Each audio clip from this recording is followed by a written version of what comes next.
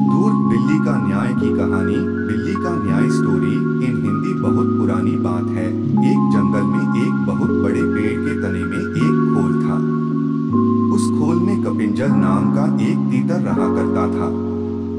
हर रोज वह खाना ढूंढने खेतों में जाया करता था और शाम तक लौट आता था। एक दिन खाना ढूंढते ढूंढते कपिंजल अपने दोस्तों के साथ दूर किसी खेत में निकल गया और शाम को नहीं लौटा। जब कई दिनों तक तीतर वापस नहीं आया तो उसके खोल को एक खरगोश ने अपना घर बना लिया और वहीं रहने लगा। लगभग 2 से 3 हफ्तों बाद तीतर वापस आया। खा खा कर वह बहुत मोटा हो गया था और लंबे सफर के कारण बहुत थक भी गया था। लौटकर उसने देखा कि उसके घर में खरगोश रह रहा है। यह देखकर उसे बहुत गुस्सा आ गया और उसने झल्लाकर खरगोश से कहा, ये मेरा घर है, निकलो यहाँ से। तीतर को इस तरह चिल्लाते हुए देख खरगोश को भी गुस्सा आ गया और उसने कहा, कैसा घर?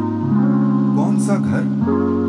जंगल का नियम है कि जो जहाँ रह रहा है वही उसका घर है। तुम यहाँ रहते थे लेकिन अब यहाँ मैं रहता हूँ और इसलिए यह मेरा घर है।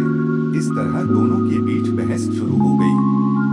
तीतर बार बार खरगोश को घर से निकलने के ये कह रहा था और खरगोश अपनी जगह से टस से मस नहीं हो रहा था। तब तीतर ने कहा कि इस बात का फैसला हम किसी तीसरे को करने देते हैं। उन दोनों की इस लड़ाई को दूर से एक बिल्ली देख रही थी। उसने सोचा कि अगर फैसले के लिए ये दोनों मेरे पास आ जाएं, तो मुझे इन्हें खाने का एक अच्छा अवसर मिल जाएगा। यह सोचकर वह पेड़ के नीचे ध्यान मुद्रा में बैठ गई और जोर जोर से ज्ञान की बातें करने लगी। उसकी बातों को सुनकर तीतर और खरगोश ने बोला कि यह कोई ज्ञानी लगती है और हमें फैसले के लिए इसके ही पास जाना चाहिए। उन दोनों ने दूर से बिल्ली से कहा, बिल्ली मौसी, तुम समझदार लगती हो, हमारी मदद करो और जो भी दोषी होगा उसे तुम खा लेना। उनकी बात सुनकर बिल्ली ने कहा, अब मैंने हिंसा का रास्ता छोड़ दिया है, लेकिन मैं तुम्हारी मदद जरूर करूंगी।